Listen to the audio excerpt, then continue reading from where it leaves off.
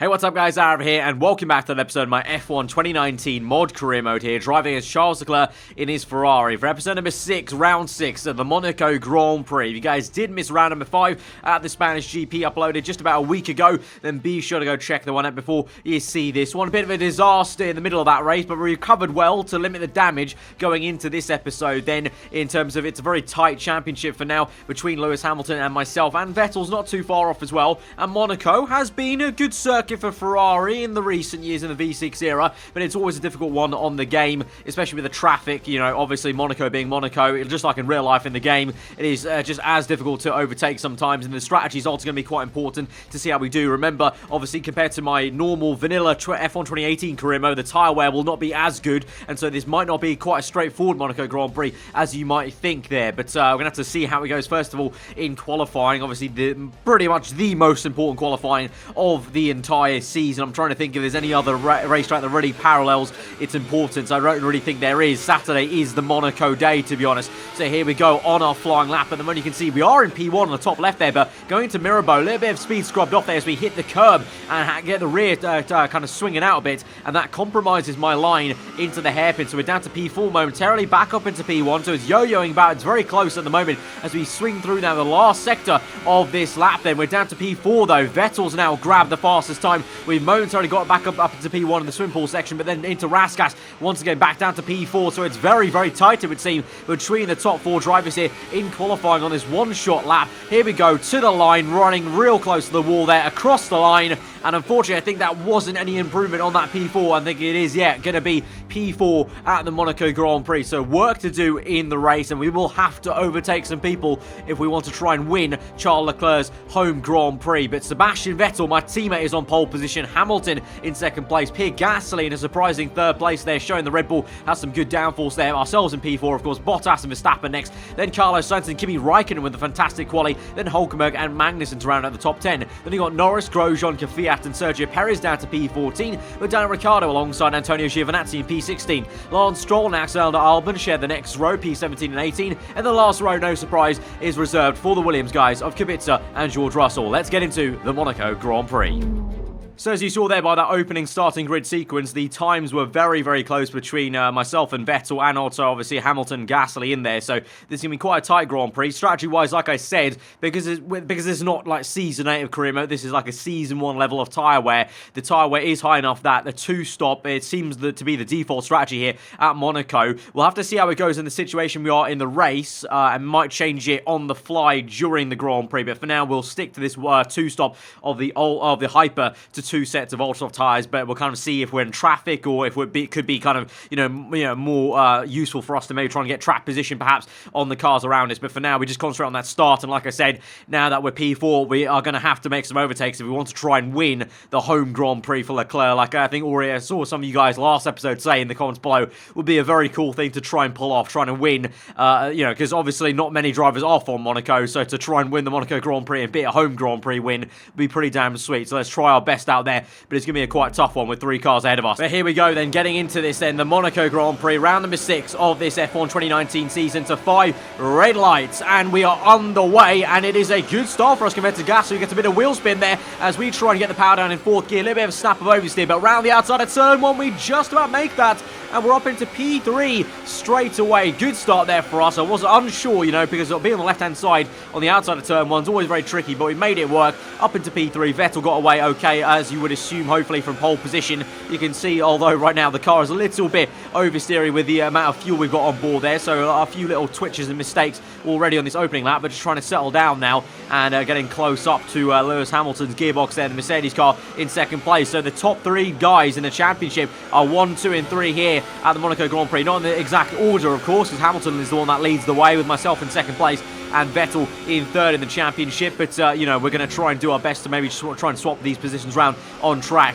and try and join Vettel. We can try and make this a 1-2 for Ferrari. That'd be pretty damn amazing. And if I can try and swap us Ferraris around and try and win the home Grand Prix, like I said, would be even better. But for now, we just stick behind. You've got to kind of get into the groove of Monaco. Obviously, dial in is the kind of phrase everyone uses in real life when talking about Monaco. You've got to dial yourself in to the circuit, build yourself up with the speed from practice to the race. Well, here in the game, I've just got to build myself up straight into the race pretty much, because because that one lap in qualifying wasn't enough to really kind of get comfy with the circuit. So just trying to kind of settle down. You can see there at the moment nothing's really changing so far. The gaps remain the same, and if not actually anything, Vettel getting away a little bit from Hamilton. As we move on to lap number 3, on the end of lap 2, you can definitely see the gap. I feel like visually is gaining and extending to Vettel, and Hamilton here has not got as much pace as my teammate, so I need to actually desperately maybe try and get past Hamilton as soon as I can, because I feel like at this stage now already I can feel him hampering my progress. I could go a little bit faster and try and close up to Vettel. You can see in the minimap there that gap to Vettel is just as large as it is to that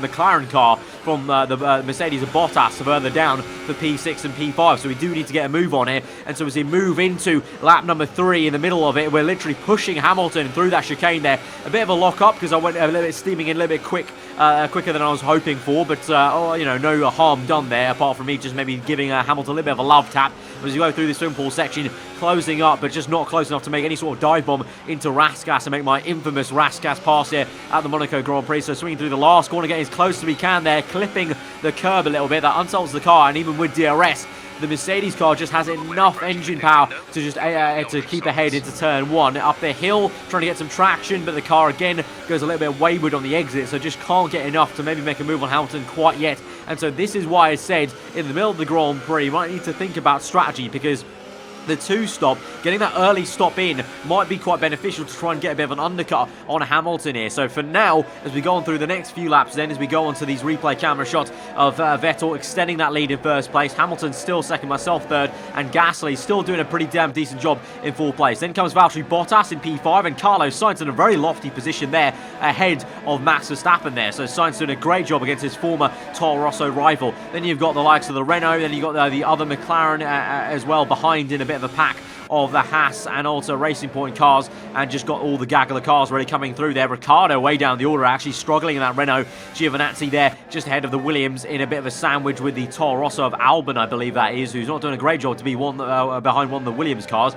But yeah, the last Williams car then way off, because that's where he was in the casino square, and this is Vettel coming out of the tunnel, so a massive difference in pace obviously compared from the top to the bottom there. But as we move through now, lap number 6, being stuck behind Hamilton now, but he might just be about to come in for a pit stop here, because the default strategy is around lap 6 to 7, so we're going to do the opposite of what he does, and he comes in, so we do the opposite, stay out there. Vettel has stayed out as well, so that will mean at least one of us is staying out for another lap on top of this one to lap number 8. I would say probably, knowing my luck now, Vettel's going to come in on lap number 7, and we're going to have to stay out for one more entire one to lap number 8. We actually catch up to Vettel quite a lot there. You can see how much more pace I had in clean air there. As Vettel comes in, I was so much closer to him that lap through that corner through Raskas than I was on the previous one. So really, the dirty air for Hamilton was really that horrendous. And so even with this overcut of 2 laps, I think we should actually be able to jump Hamilton maybe, because the theory maybe is that Hamilton and Vettel now might be get caught up in traffic, so we could have a good chance to get slotted in there for that P2. So here we finally come now, 2 laps later after Hamilton's pit, and we're on for a set of ultra soft tyres, but we are going to go to this 2-stop then and match Hamilton and Vettel, pretty much just covering off the smart thing to do, covering off our rivals on track there, and just trying to make the most of the situation here and trying to get ahead of Hamilton, and then we can work on Vettel, because, you know, if there's no cars between myself and Sebastian, I think we should be able to try and challenge him and try and pressurise him maybe into some sort of mistake or just an overtake. As we come out now, there goes Vettel, but no Hamilton in sight, and so Vettel is trailing a train of Alfa Romeo car and a Racing Point car, but there we are then slotting right in behind, and pretty much the gap is the same as it was when Vettel came in for his stop there. So we've done really great work. Bottas now is the Mercedes behind us there, so Hamilton's lost out majorly, not only to me but also his teammate Bottas minimum there as well. So he's lost 2 positions there, being a bit too early into the pit stop there. So that's why I was a bit cautious about, you know, going early, maybe being a little bit too impatient with being stopped behind Hamilton, because clearly the undercut really just didn't work because of the traffic he hit. And now finally the Red Bull comes out of the pit lane on lap 10. Very late pit stop there for the Red Bull gang, but now we're here on lap 10, we're in P10, obviously a fair few cars ahead of us yet to make pit stops. I would say they're probably already on ultras from the start of the Grand Prix, so they're probably trying 1-stops maybe perhaps, or just going a little bit weird on the contra strategy. But myself and Vettel getting caught up here, and it's actually bunching us up so much so that we're now pretty much nose to tail with Vettel and also Bottas right behind me as well. So we need to get a move on here, and something like this would be the best chance to overtake Vettel, to be honest, because once we're both in clean air, he's going to have a much better chance to defend that net P1. So I need to try and maybe make a move now whilst we're in traffic. I think that's going to be the best way we can try and overtake him and get into that net race lead. But for now, it's being very, very difficult at the moment here. Can't make a diving move outside the tunnel. We're going to have to maybe try and line something up into Rasgas, I think. If we're just careful about it enough, and we just have enough speed through the swimming pool section, we could be able to make that dive bomb. So here we go on the right-hander, nice and tight on the exit on the left-hander. And there's some space there to work with. We're going to go for it down the inside. No contact made between myself and Vettel. And it's a really lovely move there on my teammate. That infamous pass,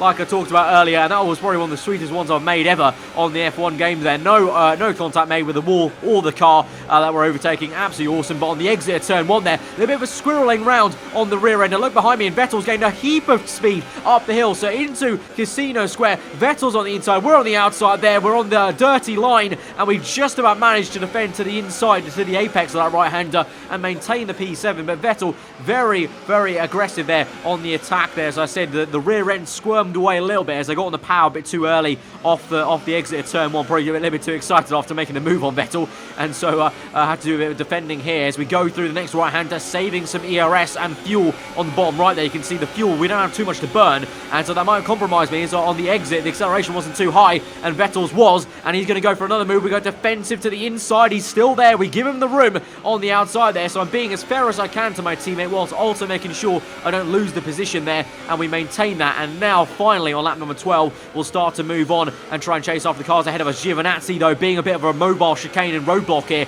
as I literally love tap him into the Casino Square section. So at the moment I'm being frustrated now by another kind of a slightly darker red, shade of red car here of Giovinazzi, and you can just see, trying to look around, you can see how slow that car is mid-apex compared to this Ferrari car.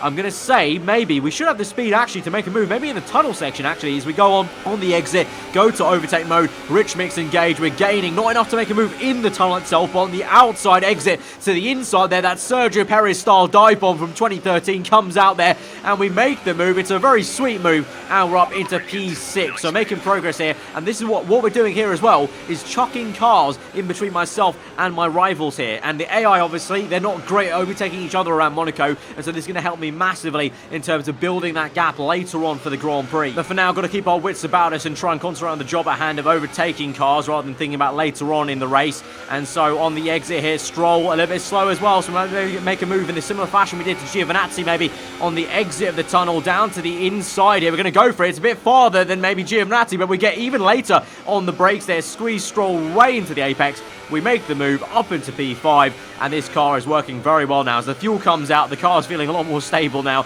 and feeling a lot more comfortable. I feel like the Ferrari definitely this season, so far in this career mode, has been way more unstable on the heavier fuel runs, and it just gets better and better as the race goes on. And so as we go through the last few corners there, Perez coming in as well, also Ricciardo, and so we're up into P3, Norris in as well, and so we're up into P2. KVYAT, though, is the only one that continues on, so he's going on to lead the Grand Prix. Eventually we will lead it, though, once he comes in. On lap number 19, we've got 20 laps to go, so we're just about halfway through this Grand Prix then. It's now 1-2 for Ferrari once again, but now it's Leclerc ahead of Vettel, and that's what we want to see. We want to try and get ourselves this home win race as Charles Leclerc at the Monaco Grand Prix, but Vettel eventually will come in later on, a few laps later this is, for his second and last stop of the afternoon. I think also coming in with Vettel's one of the Mercedes cars. I want to say I think it's Hamilton, because I think Bottas continue on with us behind on track in second place, as we now come in on lap 22 on board. You can see Bottas there, top left, was second, so I think that must have been Hamilton there, so he's a little bit out of sync in terms of a little bit further back, one or two cars back. But we make the pit stop onto another set of ultra soft tyres,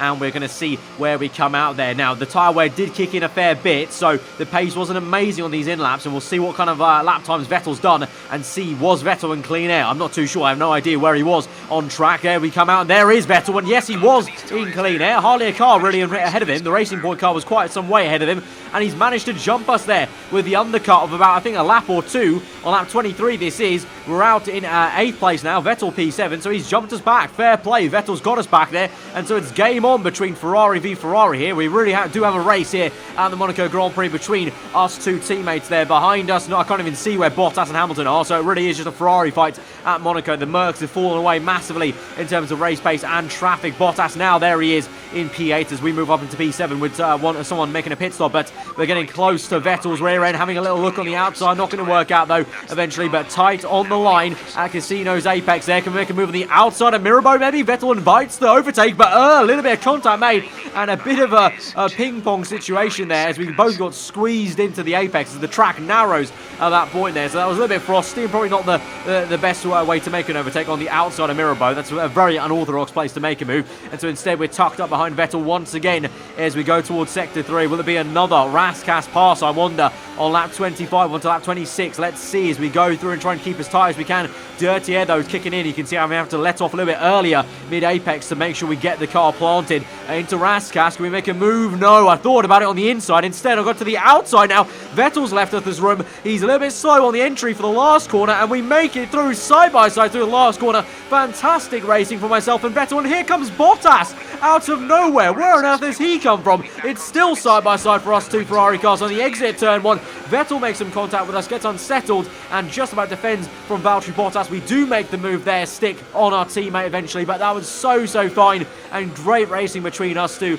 in the last corner. But also Bottas there nearly made it 3 wide into turn 1 at Monaco, which would never end well. And I don't know where he came from, really, because I thought he was a few cars back from us, but clearly maybe that's how much time we lost fighting Vettel. But now we make a very nice move to the inside of Sergio Perez there. Tyre wear is looking fine and dandy at 27 on these ultra-soft tyres. We've got plenty of tyre wear to go, and we can just push this car and try and move on. So we're up into P5 now, trying to chase after Ricciardo. All these guys, it looks like they're on super soft tyres, so I believe they must be going to the end of the Grand Prix now. So this is actually quite an important phase of the Grand Prix, because these guys going to the end. This is not a guaranteed win, I don't think. On lap 31, 8 laps to go. We're close up on Ricciardo. Can't quite make a move in Rascas, but you know, we've got several other cars ahead of Ricciardo who are all going to the end of the Grand Prix. And on the mini-map, look at the amount of gap there is from Ricciardo onto the next car. And so as you make a DRS pass to the inside of turn 1, very nice straight line speed. Ferrari v Renault there, up into P4. You got KVYAT, I believe it's Lando Norris, and Kimi Raikkonen of all people is in first place in the Alfa Romeo racing car. All three of those guys going to the end of the Grand. And so we move on to lap 37 here with 3 laps to go. Only now are we catching up to P3. Make a diving move to the inside of the Toro Rosso, but KVYAT squeezes us twice into the wall. Oh my god, we're so lucky not to break any of our front wing there. Literally hit the wall 3 times there and rebounded, ricocheting back from KVYAT's car. I don't know what on earth KVYAT was doing. Surely the first time he hit me, he saw me in the mirrors and would have thought to kind of move out a little bit more right to give me some space, but no. And instead we're going to have to catch up behind him now at the end of lap 37 onto lap 38. But this is a dire situation. I don't think any of us top cars are going to be winning this Grand Prix. I feel like it might just be on for a surprise shock Raikkonen or Lando Norris win in second or first place there. Those two are, because only now can we overtake KVYAT. And I say overtake, we haven't done it quite yet. Well, we're going to try again. Second time lucky now to the inside. This time KVYAT, no, still doesn't give us room. He's a little bit twitchy there. You can see how much he wants to just squeeze me into that corner, but we do the switchback on him to the inside of Casino, to the inside of Mirabeau now. We're going to squeeze him out just as harshly as he did before, and we're up into P3. So that was a very aggressive fight from KVYAT there. And, you know, the first time I felt wasn't really on because, you know, he should have seen me in the mirrors. But, oh well, we also did go for a very aggressive dive bomb, I will admit. But here comes Raikkonen, first place. Lando Norris second. I can't quite believe it. Kimi Raikkonen is going to win the Monaco Grand Prix in the Alfa Romeo racing car. Absolutely stunning drive from him. Lando Norris second place. We come home in third place. Best of the top cars here. What a weird Monaco result. Alright, race over. Take care of the car on the way in.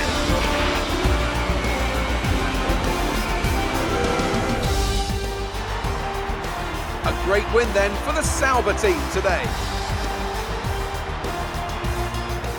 So, Ant, how exactly did they set themselves apart from the pack today? I think we'll chalk this one up to a deft touch on the brake pedal.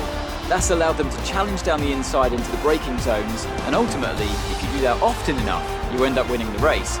It was great to watch as well though, wasn't it? Forget strategy, forget tyre management. Who doesn't love a good old-fashioned scrap? So yeah, very weird Monaco Grand Prix result. So crazy. Kimi Raikkonen wins in Formula 1 in 2019 here with the Alfa Romeo racing car. Lando Norris second place. We come home in P3, as I said, best of the top cars there. But you saw all of us who did those 2 stops then got caught out. But you know, the tyre wear levels were so bad that really the only way you could do a 1 stop was being outside the top 10, you know, going from ultra to super soft. If you're on the high hypers, it just wasn't really possible, I don't think, because it's not Season 8 or, later on season levels of tyre wear like in normal career mode. This is, Season 1 reset sort of levels of tyre wear, so I don't think it was really possible. It might have been, but you would have been really slow.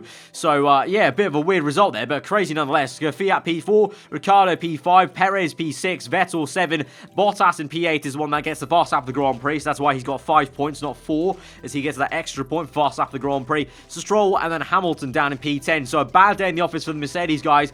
Overall, great day for us, I guess, compared to Vettel and Hamilton, especially Hamilton. We're going to gain a lot of points on him, because in the Drivers' Championship now, we're going to be leading the way, but not only like a single point or something like that, 106 to 93, so the first time anyone really this season looked kind of comfortable in the championship lead there. Hamilton second place, Vettel in third, a little bit further back from Hamilton, so it's spread out a little bit, but I imagine that will get closer a little bit later on in the season, depending on what happens. But Bottas P4, it all remains the same, I believe, the order, up until Kimi Raikkonen, who catapults himself up into P8 in the championship there, and Sergio Perez and Lando Norris P10 and 11. Norris also getting into the top 12 for the first time, I think this entire season, perhaps, because Sainz was there before, and so Norris has taken over the leadership of that McLaren team. Constructors then, Ferrari looking very, very comfy, 194 to 151, very much unlike in real life there, but the Alfa Romeo Racing team now up into P5, just behind the Haas team, and McLaren P6, so Alfa Romeo and McLaren gunning to try and catch the Haas guys after an initial quick start to the season for Haas. They've kind of dropped off a fair bit in the last few races, just like in real life, and so McLaren and Alfa Romeo are going to come snapping over there. And also Toro Rosso, they got some very decent points, but they're still second last place there with 14 points to 21 for Racing Point there, so they still have some work to do in that Honda-powered car of theirs. But a very weird Monaco Grand Prix, berserk chaotic result at the Monaco Grand Prix. So guys, if you did enjoy that one, be sure to smash the like button. Let me know what you thought in the comments below. If you're on your own, subscribe for weekly Formula 1 content. I've been aarava. Hope you enjoyed the day. I'll see you guys next time. Goodbye.